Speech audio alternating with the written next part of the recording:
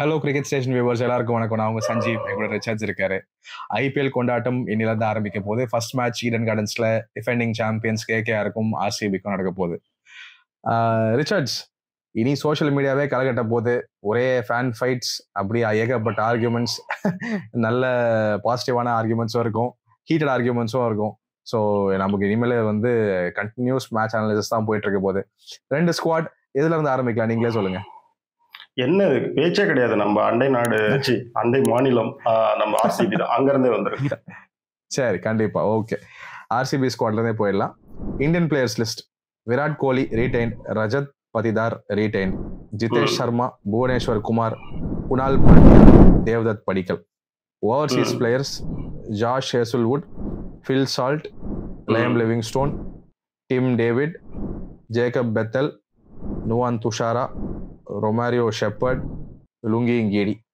Uncap players: Yash Dayal retain, Suyash Sharma, Rasikh Salamdar, Swapnil Singh, RTM, Abhinandan Singh, Swastik Chikara, Mohit Rathee, Manoj பந்தகே. இப்போ இவங்க வந்து 22 பிளேயரை வந்து எடுத்திருக்காங்க அவுட் ஆஃப் த பாசிபிள் 25. இந்த 22 பிளேயர்ல உங்க 11 என்ன சொல்லுங்க. இதுல வந்து அவங்க படிக்கல வச்சு ஒரு சின்ன கேம் விளையாடலாம் அப்படிங்கிற மாதிரி ஒன்று இருக்கு. பொதுவாக நார்மலாக ஒரு ஃபிளாட் ட்ராக் அல்லது ஒரு சீமிங் ட்ராக் ஒரு மாதிரியும், ஸ்பின் ட்ராக் ஒரு சேப்பாக் மாதிரி ஏதாவது கொஞ்சம் ஸ்பின்னு ஹெல்ப் இருந்தால் அதுக்கு ஒரு மாதிரியும் போகலாம் அப்படிங்கிற மாதிரி நான் நினைக்கிறேன். இல்லை அவங்க பிளேயிங் லெவனை மாற்றாம கூட போகிறதுக்கான சான்சஸ் இருக்கு. சரி, நான் ஃபர்ஸ்ட் பிளேயிங் லெவன் எப்படி போகிறதுக்கான அதிகபட்ச சான்சஸ் இருக்குன்னு நான் முதல்ல சொல்றேன். Phil Salt, Virat Kohli, Devdutt Padikkal, Rajat Patidar, Liam Livingstone, Jitesh Sharma, Tim David, Krunal Pandya, Bhuvneshwar Kumar, Josh Hazlewood, Yash Dayal. இந்த 11 பேர் வந்து பார்த்தீங்கன்னா பிளேயிங் லெவனில் இருப்பாங்க. இதில் ஒரு 8 வரைக்கும் பேட்டிங் டெப்த் இருக்கு. ஒரு 5 பவுலர்ஸ் வராங்க. ஸோ இம்பேக்டில் வந்து பார்த்தீங்கன்னா இம்பேக்ட் பிளேயரில் டெத்துக்காக 6 கோடி கொடுத்து வாங்கியிருக்க ராசிக் சலார் வருவார். ஒருவேளை வந்து நாங்கள் ஒரு ஸ்பின் ட்ராக்ல சேப்பாக் மாதிரி விளையாட போறோம்னா ஸ்பின்னர் சுயாஸ் சர்மா வரதுக்கான சான்சஸ் இருக்கு. இதுல முக்கியமான ஒரு விஷயம் என்னன்னு பார்த்தீங்கன்னா, மிடில் ஓவர்ஸ்ல ஸ்பின்னர்ஸ் அட்டாக் பண்ணி விளையாடுறதுல வந்து ஒரு ஸ்பெஷலிஸ்ட் பேட்ஸ்மேன் வந்து இப்ப ஆர்சிபியோட புது கேப்டன் வந்து ரஜத் பட்டிதார். ஸோ வந்து Phil Salt and Virat Kohli 2 பேரும் பவர் பிளேவை வெற்றிகரமாக கடந்திருக்காங்க. அப்படின்னா ஒரு தேவ்தத் படிக்கல் மாதிரி ஒரு பிளேயருக்கு அங்கே வேலை கிடையாது. ஸோ அப்போ என்ன செய்யலாம்னு பார்த்தீங்கன்னா, தேவ்தத் படிக்கலை கூட தேவைக்காக வெளியில் வச்சு கூட அவங்களோட 11 வந்து உருவாக்கலாம். ஒரு பவர் பிளேக்குள்ள விக்கெட் போனால் தேவ்தத் படிக்கலை அனுப்பலாம். பவர் பிளேவுக்கு வெளியில் விக்கெட் போனால், ஃபர்ஸ்ட் விக்கெட் போனால் தேவ்தத் படிக்கலை பிளேயிங் 11க்குள்ளேயே கொண்டாடாம கூட அவங்க போகலாம். இதுக்கான சான்சஸ்லாம் இருக்கு. செஞ்சு நீங்க வந்து ஒரு பிளேயிங் 11 இதுக்கு இப்போ என்ன மாதிரி யோசிக்கிறீங்க? நீங்க சொன்னது வந்து பர்ஃபெக்ட் ரிச்சர்ஸ். ஆனா எனக்கு ஒரு சின்ன ஒரு மாற்று கருத்து இருக்கு. என்னோட 11ல வந்து பாத்தீங்கன்னா தேவ்தத் படிக்கல் வந்து கிடையாது. நான் ஏன் அப்படி போறேன்னா அதுக்கு ஒரு சின்ன ரீசனும் இருக்கு. ஏன்னா இது வரைக்கும் அவங்க வந்து எல்லாருமே ஒரு வேர்ல்ட் கிளாஸ் பேட்டிங் லைனப்போட தான் போயிருக்காங்க. பவர் ஹெவியாவும் போயிருக்காங்க. எப்பவுமே வந்து பாத்தீங்கன்னா அது அவங்களுக்கு ஒரு சில நேரங்களில் கை கொடுத்தது இல்லை. ஸோ என்னோட பர்ஸ்பெக்டிவ் என்னன்னா, அவங்க வந்து போலிங்கை ஸ்ட்ரென்தன் பண்ணுவாங்கன்னு தான் நான் பாக்குறேன். அதனால வந்து பாத்தீங்கன்னா என்னோட 11 ஆக்சுவலி வந்து நீங்க அதே ஓப்பனிங் தான். கோலி, சால்ட், 3ல ரஜத் பதிதார், 4ல லிவிங்ஸ்டோன், 5ல குணால் பாண்டியா, 6ல ஜிதேஷ் சர்மா, 7ல டிம் டேவிட். இந்த 7 தான் பேட்ஸ்மேன். அதுக்கப்புறம் புவனேஸ்வர் குமார், யஷ் தயால், ஜாஷ் ஹேசல்வுட், அதே 3 ஃபாஸ்ட் போலர். ஆனா இந்த தேவ்தத் படிக்கலுக்கு நீங்க மேல கொடுத்த இடத்துக்கு பதிலா நான் வந்து நம்பர் 9ல வந்து சுயாஷ் சர்மாவை கண்டிப்பா 11ல வச்சிருக்கேன். ஏன்னா அவங்க ஒரு லெக் ஸ்பின்னிங் ஆப்ஷனோட போவாங்க. ஏன்னா அந்த சஹல்ல வந்து அவங்களுக்கு ஞாபகப்படுத்தும் அப்படின்ற ஒரு தாட்னால. ஆனா இம்பாக்ட்ல வந்து அதே ரசிக்தார் சலாமை வச்சிருக்கேன், ஸ்வப்னில் சிங்கையும் வச்சிருக்கேன் நான். ஸோ என்னோட பெர்ஸ்பெக்டிவ் என்னன்னா, ஸ்வப்னில் சிங்கும் சரி, ரசிக்தார் சலாமும் சரி இம்பாக்ட் சப்பா தான் இருப்பாங்க. நீங்க சொன்ன மாதிரி கண்டிஷனுக்கு ஏற்ற மாதிரி உள்ள வந்து விளையாடுவாங்க. இதுதான் என்னோட ஆர்சிபியோட 11. சொல்லுங்க, என்ன நினைக்கிறீங்க அதை பத்தி? நான் வந்து படிக்கல வச்சு பார்த்ததுனால ராசிக் சலாரை சொன்னேன். ஆனா வந்து ஆக்சுவலி என்னன்னு பார்த்தீங்கன்னா, ஒரு ஃபர்ஸ்ட் பேட்டிங் பண்ற ஒரு டீமா இருக்கப்ப பார்த்தீங்கன்னா அவங்க வந்து ராசிக் சலாரை தான் உள்ள வைப்பாங்க. ஏன்னா வந்து 6 ஹிட்டிங் எபிலிட்டி அந்த தம்பிக்கிட்ட இருக்குது. யாஸ் தயாலை விட ஒரு மாதிரி பேட்டிங் ஆப்ஷன் கொடுக்கக்கூடிய ஒருத்தர். தேவ்தத் படிக்கல கூட அவங்க வந்து பிளேயிங் 11ல அந்த மாதிரி பாக்குறதுக்கான சான்சஸ் தான் இருக்கு. அப்ப ராசிக் சலார் அண்டு யாஸ் தயால் 2 பேருமே பிளேயிங் 11க்குள்ள இருக்க, தேவ்தத் படிக்கல் அண்டு சுயாஸ் சர்மா மாதிரியான, ஸ்வப்னில் சிங் மாதிரியான ஆளுங்க தான் இம்பாக்ட் பிளேயருக்குள்ளேயே பொதுவா வருவாங்க. நெக்ஸ்ட் ஓகே இன்னொன்று என்னன்னு பார்த்தீங்கன்னா, நீங்கள் ஒரு சின்ன கிரவுண்டு பேட்டிங்க்கு கொஞ்சம் சாதகமாக இருக்கும் அப்படின்னா கூட அந்த பேட்டிங்கில் ஃபுல்லாக ஸ்கோர் பண்ணிக்கணும் அப்படிங்கிறது தான் அவங்க போன ஆண்டி ஃப்ளவருடைய இதாகவே இருந்துச்சு. அவங்க வந்து ம் ஸ்வப்னில் சிங்குங்கிற ஒரே ஒரு லோன்லி ஸ்பின்னரை வச்சு தான் மோதினாங்க. அது அவங்களோட சக்ஸஸும் ஆச்சு. இந்த முறை அந்த ரோலுக்கு வந்து பார்த்தீங்கன்னா குருணால் பாண்டியா வந்து அங்கே ஏற்கனவே இருக்காரு. ஸோ வந்து மறுபடியும் அவங்க ரெண்டாவது அதே ரோல் பண்ணுற ஸ்வப்னில் சிங் கிட்ட போக மாட்டாங்க. ரெண்டாவது அவங்களுக்கு சாகல் தான் தேவைன்னா அவங்க மோதி இருப்பாங்க. அவங்க கிட்ட பணம் இருந்துச்சு. சாகல் மாதிரி ஒரு ஸ்பெஷலிஸ்ட் ஸ்பின்னர் இருந்தா அந்த இடத்துல வந்து பிளேயிங் லெவன்ல இடம் தரதுக்கான எடுத்ததும் இடம் தரதுக்கான ஒரு இது இருக்கு. ஆனா அவங்க அந்த ஐடியாவில் இல்லைங்கிறது தான் வந்து பாத்தீங்கன்னா அவங்க ஸ்பின்னர்ஸ் மேல பெரிய இன்வெஸ்ட்மெண்ட் பண்ணாதது நமக்கு காட்டுது. ஏன்னா அவங்க போய் யாரும் வந்து ஒரு ஒரு மிஸ்ட்ரி அந்த மாதிரி ஏதோ ஒரு ஒரு பொக்கிஷம் மாதிரி யாரையும் கண்டுபிடிச்செல்லாம் ஒரு கம்மி விலைக்கு கூட்டிட்டு வரல. சுயா சர்மா எப்படின்னு நமக்கும் தெரியும். ஸோ அவங்களுக்கு ஸ்பின்னரை வச்சு விளையாடுறதுல வந்து பெரிய இது இல்லை. அவங்க வந்து கிருணால் பாண்டியா எங்களுக்கு போதும், இன்னொரு பார்ட் டைமர் வந்து லியாம் லிவிங்ஸ்டன் எங்களுக்கு போதும், 4 கன் ஃபாஸ்ட் பவுலரை வச்சு நாங்கள் ஒரு ஃபிளாட் ட்ராக்லயோ ஒரு சீமிங் ட்ராக்லயோ விளையாண்டுக்கிறோம். ஒரு ஸ்பின் ட்ராக் அப்படின்னு வர்றப்ப கூட யாஸ் தயால வெளியே வச்சு கூட அவங்க வந்து ராசிக் சலாரை உள்ள வச்சு விளையாடுறதுக்கு வாய்ப்பு இருக்கு. ஏன்னு கேட்டீங்கன்னா ராசிக் சலார் வந்து டெத்தில் ஒரு அளவுக்கு போன முறை டெல்லிக்கு நல்லாவே பண்ணியிருந்தாரு. ஸோ ஜாஸ் ஆசிலூட் அண்ட் புவனேஸ்வர் குமாரை பவர் பிளேல வைக்கிறோம். எங்களுக்கு டெத்துக்கு வந்து நாங்கள் புவனேஸ்வர் குமார் கூட கொண்டு போய் ராசிக் சலாமை வந்து ஜாயின் பண்றோம். எங்களுக்கு வந்து ஒரு ஸ்பின் ட்ராக்ல வந்து யாஸ் தயாலோட இடத்த வந்து நாங்கள் வந்து ஒரு ஷியா சர்மாவுக்கு வேணா கொடுத்து பார்க்குறோம். அப்படி அவங்க முடிவெடுக்கலாமே தவிர இந்த மாதிரி இதுல போறதுக்கான சான்சஸ் கொஞ்சம் கம்மியா இருக்கு சஞ்சய். ஓகே இதுதான் ஓகே இதுல நான் இருக்கக்கூடிய வந்து என்னோட நான் வந்து அதை எப்படி பார்த்தேன் அப்படின்னா, சஹல் எப்படியோ வந்து அதிக காசுக்கு போவார். அதனால அவருக்கு நம்ம போய் அவங்க ரொம்ப கரெக்டான பிளானோட வந்திருந்தாங்க. இந்த போலர்ஸ் தான் டார்கெட் பண்ண போறோம், நுவன் துஷாரா, ஹேசல்வுட், புவனேஸ்வர் குமார். ஸோ அதனால மேபி சஹலுக்கு ஹார்டா போயிருக்கலாம, அதாவது போகாம ஷுவாய் சர்மாக்கு போனாங்க. ஏன்னா ஷுவாய் சர்மாக்கும் பாத்தீங்கன்னா ஒரு லெக் பிரேக்ல ஃப்ரீக்வெண்டா கூகுளி போடுறவர். ஸோ போடுவாரு. அதனால மேபி அவர் வந்து போனாங்களோ, ஒரு அவரோட அவரு லெவன்ல வந்து ஒரு ப்ராப்பர் பிளான் இருந்தோன்னு என்னோட சின்ன கருத்து. அது நீங்க அது சொன்ன வந்து மாதிரி எப்படின்னா அதுவும் பிளானா இருக்கலாம். கரெக்ட். அதாவது என்னன்னு கேட்டீங்கன்னா அவங்களுடைய அந்த ஆயுத களஞ்சியத்தில் எல்லாமே வேணும் அப்படிங்கிறதுக்காக ஒரு இது பண்ணியிருக்காங்க. அவங்களுடைய பெஸ்ட் அதாவது அவங்களுடைய முக்கியமான முதலீடு அப்படின்னு பார்த்தீங்கன்னா அவங்க வந்து பந்தை வந்து ஸ்விங் பண்ணக்கூடிய டெத்து பவர் பிளேல இருந்து டெத்துக்கும் வரக்கூடிய பவுல் பண்ணக்கூடிய இருக்கிற மாதிரியான பவுலர்ஸை தான் அவங்க பார்த்தாங்க. ஸோ வந்து ரிட்டைன் பண்ண யாஸ் தயால்ல இருந்து புவனேஸ்வர் குமார், ஜாஸ் ஹேசல்வுட் 3 பேருமே நியூ பாலை வந்து ஸ்விங் பண்ணுவாங்க. முக்கியமா வந்து பார்த்தீங்கன்னா ஜாஸ் ஹேசல்வுட் மிடில் ஓவர்ஸ்க்கு வருவாரு, புவனேஸ்வர் குமார் பார்த்தீங்கன்னா டெத் ஓவருக்கு போவாரு. அப்ப டெத் ஓவர்ல அவங்களுக்கு கம்பெனி தரதுக்கு ராசிக் சலார் வேணுங்கிறதுக்கு தான் அந்த தம்பிக்கு 6 கோடி கொடுத்து வாங்கினாங்க. ஸோ வந்து புரியுது. அவங்க முழுக்க முழுக்க வந்து பாத்தீங்கன்னா அந்த ஒரு ஃபாஸ்ட் பவுலிங் யூனிட்டை நம்பி தான் செலவு பண்ணியிருக்காங்க. பெங்களூர் மாதிரியான ஒரு இடத்துக்கு நீங்க நியூ பாலை ஸ்விங் பண்ணி நல்லா ஏர்கர் அடிக்கக்கூடிய ஒரு மாதிரியான பவுலர்ஸ் தான் அங்கே தேவை. அவங்க கரெக்டாக தான் வந்திருக்காங்க. அவங்க ஸ்பின்னர்ஸ் மேலே இன்வெஸ்ட் பண்ணல, அவங்க ஸ்பின்னர்ஸையும் விரும்பல. தேவைப்பட்டால் எங்கேயாவது அவங்க வந்து யாஸ் தயால கூட வெளியில வச்சு சுயா சர்மா கிட்ட ஒரு சேப்பாக் மாதிரி இடத்துல போய் பார்க்கலாம். அது கூட அங்கே வாய்ப்புகள் கொஞ்சம் கம்மி தான் செஞ்சு. நம்ம அடுத்து நடப்பு சாம்பியன்ட்ட போயிடலாம். கண்டிப்பா நான் ஸ்குவாடை படிச்சிடறேன். அவங்க வந்து retained Indian players Rinku Singh, Varun Chakravarthy, Venkatesh Iyer, Rahane, Umran Malik, Manish Pandey.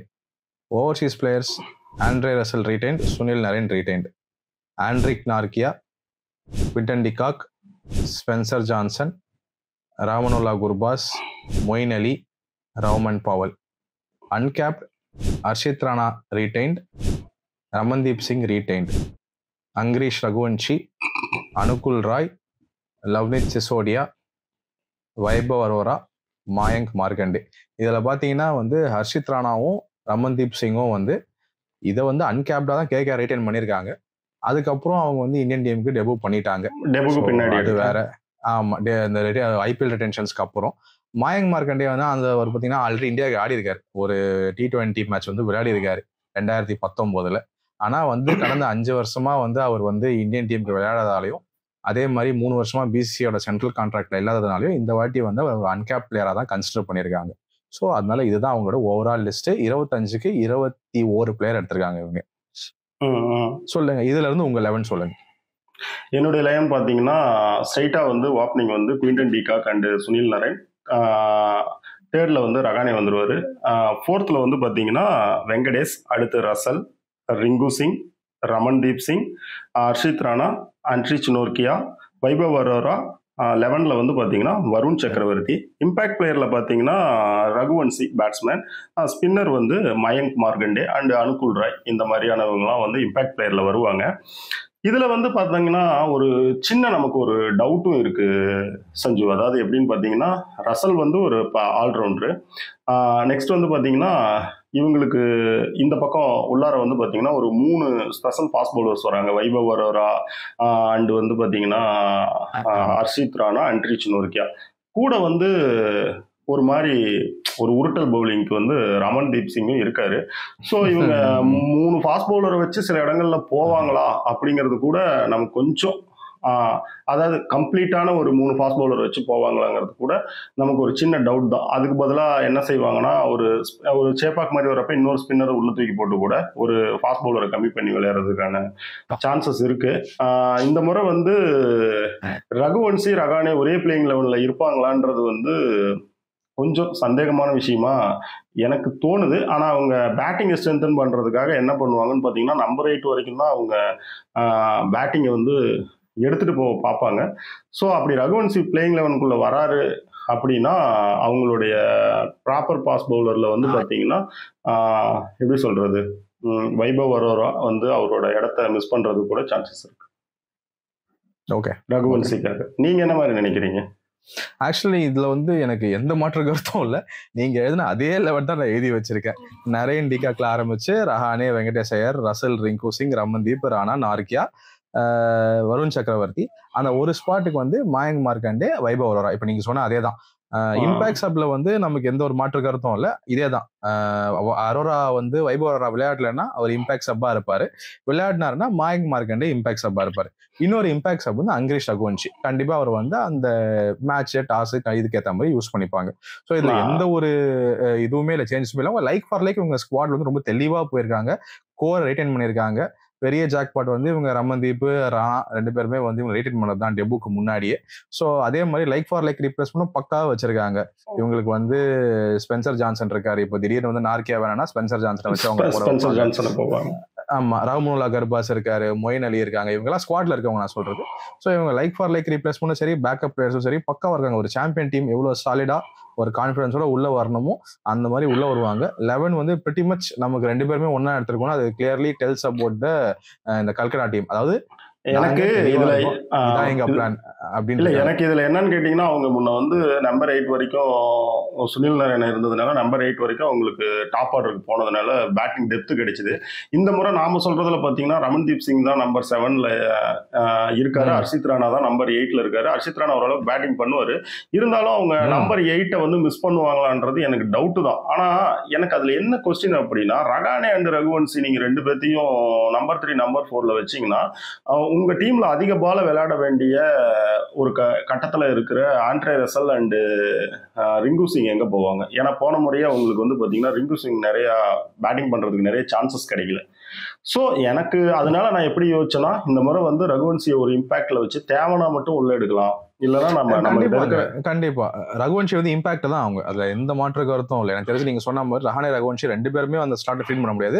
அதுவும் ரஹானே வந்து கேப்டன் ஆயிட்டதால ரகுவன்ஷி கண்டிப்பா இம்பாக்ட் பிளேயரா தான் இருப்பார். என்னோட நாங்க தேவனா எடுத்துக்கலாம். இல்லைன்னா வந்து எங்களோட டீமோட அட்டாக் பண்ணி விளையாடக்கூடிய பேட்ஸ்மேன்களுக்கு வந்து முக்கியமான ஆளுங்க வந்து முன்னாடி விளையாட்டோம். ஏன்னா சுனில் நரேன், குவிண்டன் டிகாக் இடையில வந்து பிரேக் போடுறாரு, ரகானே உள்ள வர்றாரு நம்பர் 3ல. நம்பர் 4ல அப்புறம் அதிக விலை கொடுத்து வாங்கின வெங்கடேஷ் ஐயர் இருக்காரு. அப்ப அடுத்த 2 இடத்துல நம்பர் 5 and 6ல வந்து பாத்தீங்கன்னா ரிங்கு சிங் அண்ட் ரசல் வந்து விளையாடுறப்பதான் உங்களுக்கு என்ன ஆகும்னு கேட்டீங்கன்னா கொஞ்சம் எக்ஸ்ட்ரா பால்ஸ் விளையாட முடியும், ஸ்கோரை இன்க்ரீஸ் பண்ண முடியும். ஏன்னா ஒரு டீமோட நல்ல பேட்ஸ்மேன்ஸ் நிறைய பந்துகள் விளையாடுங்கிறது தான் பேசிக் ரூல். நீங்க ரகுவன்சியும் வச்சுக்கிட்டீங்கன்னா அப்ப இந்த 2 பேட்ஸ்மேன்களுக்கான பேட்டிங் பண்றதுக்கான ஏரியா இப்ப ரமன்தீப் சிங் மாதிரி ஒரு ஆள் வந்து கடைசியில வந்து அட்டாக் பண்ணி விளையாடணும், முதல்ல அவருக்கு பேட்டிங் பண்ண சான்சஸ் கிடைக்கணும்ல. ஸோ அப்ப அவங்க ரகுவன்சியை வெளியே வச்சு தேவனா மட்டும் கொண்டு போகலாம். இல்லைன்னா நாங்க எங்க பவுலர்ஸ் கொஞ்சம் எக்ஸ்ட்ரா ஒரு பாஸ் பவுலர் வச்சு விளையாடுறோம், இல்லைன்னா இன்னொரு ஸ்பின்னரை வச்சு அந்தந்த இடத்துக்கு தகுந்த மாதிரி விளையாடுறன்னு கூட யோசிக்கலாம். செஞ்சு கரெக்ட் தான் ரிச்சர்ட்ஸ். நான் இன்னொரு விஷயம் சொல்லணும், ஸ்குவாடு ஓகே. இப்போ ஆக்சுவலி வந்து ஃபர்ஸ்ட் மேட்ச் வந்து ஈடன் கார்டன்ஸ்ல நடக்க போகுது. இதோட பார் ஸ்கோர் வந்து பாத்தீங்கன்னா வந்து ஒரு 210ல இருந்து 220ன்னு சொல்லலாம். நம்ம போன வாட்டி பாத்தீங்கன்னா ஒரு ரெக்கார்ட் சேஸ் 260 பஞ்சாப் சேஸ் பண்ணாங்க. 260 ஸோ வந்து ஒரு உங்க டீம் தான் கரெக்ட். ஸோ வந்து ஒரு பார் ஸ்கோர் 200ல இருந்து 210 சொல்லலாம் வச்சுக்கோங்களேன். நீங்க என்ன நினைக்கிறீங்க? நீங்களும் அதே கருத்துல தான் இருக்கீங்களா இல்ல வேற ஏதாவது மாற்று கருத்து இருக்கா? 2023 ஓடிஐ வேர்ல்டு கப்ல வந்து பாத்தீங்கன்னா ஒரு மாதிரி பழைய ஈடன் கார்டன் அந்த கொஞ்சம் ஸ்லோ பிச்சு நம்ம பார்த்தோம். ஸ்பின்னுக்கு நல்ல கொஞ்சம் ஹெல்ப் இருந்துச்சு. செமிஃபைனல்லாம் வந்து ரொம்ப லோ ஸ்கோர் மேட்ச் தானே. போன south Africa and Australia Eden கார்டன்ல தான் நடந்துச்சு. உடனே நாமளும் பரவசமானோம். ஓகேடா, உங்களுக்கு 24ல வந்து இந்த மாதிரி தான் கொண்டு வர போறாங்க, வருண் சக்கரவர்த்தி அண்ட் நரேன் வந்து உங்களை செய்ய போறாங்க அப்படின்னு பார்த்தோம். ஆனா ஐபிஎல் வந்தப்ப பாத்தீங்கன்னா மறுபடியும் அதே பாட்டா விக்கெட் தாங்க கொண்டு வந்தாங்க. ஏன்னு கேட்டீங்கன்னா அது பிசினஸா நிறைய இருக்கு அதுக்குள்ளார. இப்ப கடைசியா வருண் சக்கரவர்த்தி வந்து ஒரு இன்டர்வியூல கோபிநாத் கூட ஒண்ணு சொல்லியிருப்பாரு. அதாவது ஒரு 6 போனா நீங்க ஒரு அட்வர்டைஸ்மெண்ட் போட முடியும், அந்த 6க்காக ஒரு அட்வர்டைஸ்மெண்ட் போட முடியும்.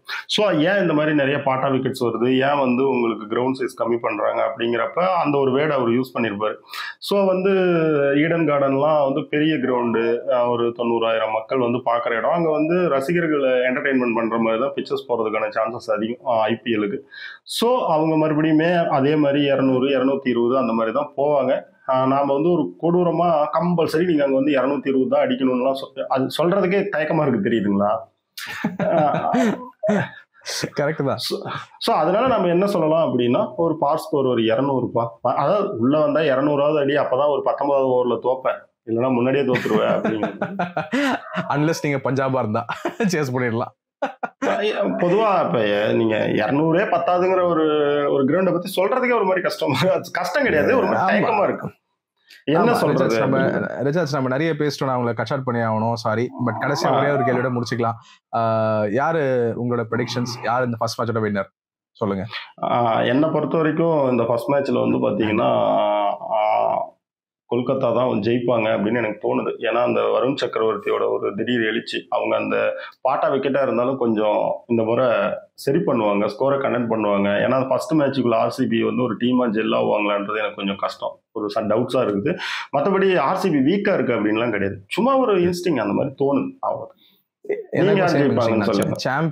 அதேதான், champion, home ground, so home டீம்ல ஆடுறாங்க. வருண் சக்கரவர்த்தி இப்போ கரண்ட்லி கேட்டீங்கன்னா ஒயிட் பால்ல one of the best spinners இந்த வேர்ல்டுன்னு கூட நம்ம வந்து லேபிள் பண்ணலாம் அவரை கரண்ட் ஃபார்ம்ல. ஸோ அப்படி இருக்கும்போது அவரு நரேன் சேர்ந்து அண்ட் அந்த சாம்பியன் டீம் உள்ள வராங்கன்னும் போது எனக்கும் வந்து இன்ஸ்டிங்டிவ்லி அது வந்து கேகேஆர் தான் ஜெயிப்பாங்கன்னு தோணுது. நீங்க சொன்ன அதே பாயிண்ட் தான், ஆர்சிபி வீக் கிடையாது. பட் நமக்கு தோன்ற இன்ஸ்டிங்ஸ் மேட்ச் டோர்னமெண்ட் போக போக நம்மளோட ஃபர்தர் அனாலிசிஸ்ல டீம்ஸ் எப்படி பண்றாங்கன்னு பார்ப்போம். ஏன்னா இன்னொரு விஷயமும் நம்ம சொல்லி ஆகணும் அதுல என்னன்னு பாத்தீங்கன்னா, சுனில் நரேன் போன முறை கொடுத்த அதே ரன்னு, பில்சால்ட் கொடுத்த அதே ரன்னு குவிண்டன் டி காக் தருவாரா அப்படின்லாம் தெரியாது நமக்கு. ஆனா ஒரு இன்ஸ்டிங் அடிப்படையில கேகேஆர் ஜெயிக்கும் அப்படிங்கிற மாதிரி. கரெக்ட். ஓகே ரிச்சர்ட்ஸ், உங்க இன்புட்ஸ்க்கு ரொம்ப நன்றி. நம்ம ஃபர்தரா மற்ற அனாலிசிஸ் மற்ற மேட்ச்லாம் பார்ப்போம். Thank you Richards. தேங்க்யூ சஞ்சய்.